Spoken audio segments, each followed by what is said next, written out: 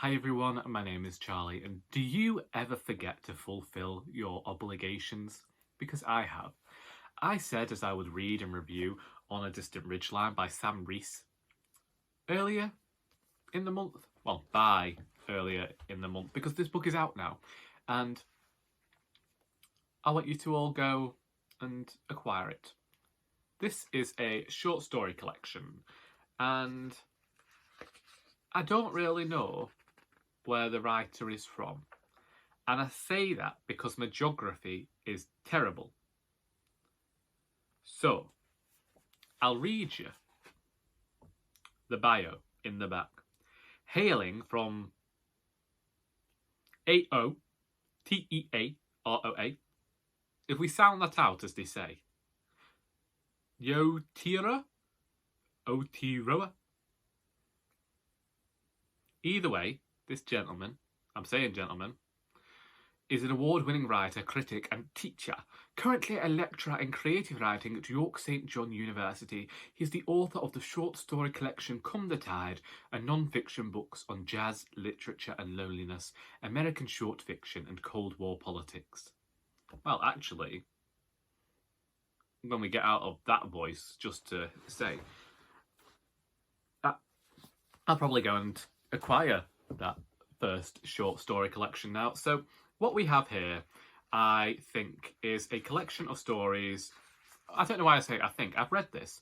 And these are the kinds of short stories that I think are particularly good because they've managed to capture a moment in time. You're being given the details that you need for that particular story. You don't know every single aspect of these people's lives, but you are left wanting to know them at the end of it, no matter whether they are a good character. There's also a heavy focus on artists and art and creating within this collection. I appreciate it because I felt like it was opening up this conversation between me and the work, to think what it means to create, what it means to not just you but the people around you. And also, when we think about being a creator, having any sort of art form of any kind, you begin to recognise people who are having some sort of impact on the world. And maybe that's what this collection is about as well, the impact people are making, the small impacts that we don't recognise on other people's lives. There was something in the first story, where is it? I should tab these things out like Dane does, but I didn't. There is a conversation that happens in the first story that I thought was representative of what the writer was thinking about in terms of this collection, but also any criticisms people may have of the collection as a whole. And then I read that and I thought, this is the crux of this collection. This is what it is hanging on. And if I could remember it, I'd give you a much better explanation of it. The author experiments with telling tales in different fashions. So you have the first story, which is in the third person, and then you have some stories which are talking to you directly, but they're not actually talking to you. They are stories that are happening in conversation with one another. So two voices are coming together in order to tell the entire tale. And I suppose that we could say that's the same for any form of dialogue. Anyway, I like the way that this writer writes. I like his descriptions, I like his take on characters, and I think he's done an alright job with this collection. When reading it, it's one of those where if I hailed from the places that these tales are set, would I have a different impression of the stories? Because what is being discussed, the setting here, could be the norm for people who are living in that setting. It could be the things that are being seen are everyday occurrences. So I would wonder, what would someone who is from this place think of the story? Would they think that that was an accurate representation of the place in which they live? One story here called Small Homes, where the entirety of the story is separated into very short vignettes.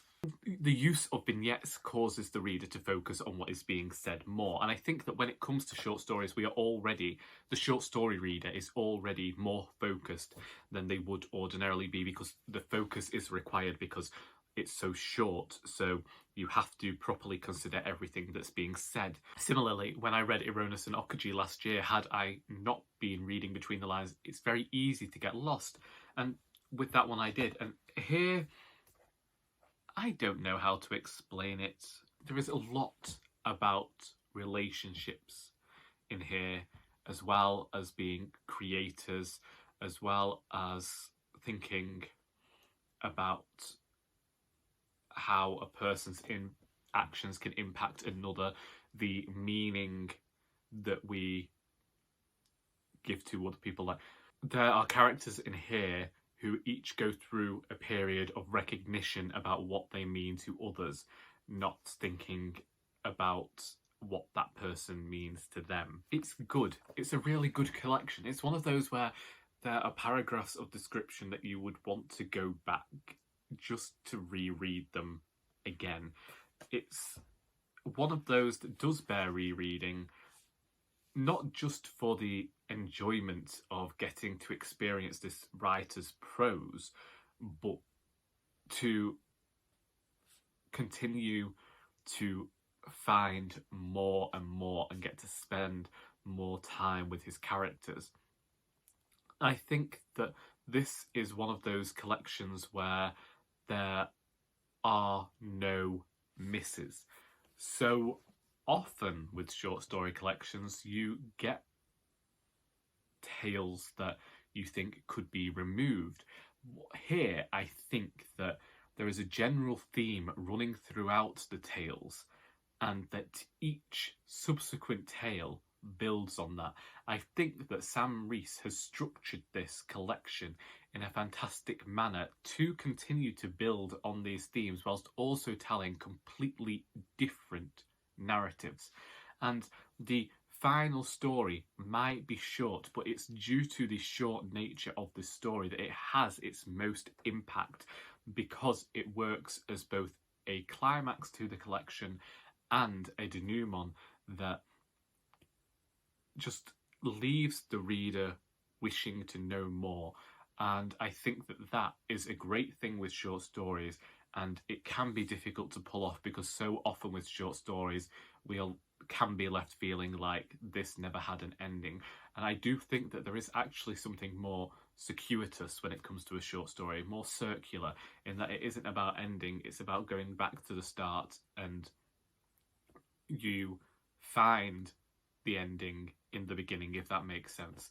With short stories, you discover more within a short story the more you read it, whereas so often when it comes to novels, you can find a one and done book where you've got everything that you could possibly get from that one book. In short stories, they bear rereading, and Sam Reese's is one of those rare finds where the want to go back and continuously reread is ever present. And I would say that this is an astounding collection, and I really want to thank Isabelle Kenyon for offering this book to me in the first place, because it was completely to my taste. There are stories that discuss family, and there are just stories that discuss the surreal, and they are completely up my street. So, excellent collection. I would say fans of Robbie Arnott would really appreciate Sam Reese. And that's all I've got to say about that. I hope that you were able to find something within this video. If you are going to go out and read this book, then do let me know in the comments. Indeed, if you've read it, let's open up a discussion. I hope that you have enjoyed this video. Anyway, I think I've said that already. So, until next time, that is all.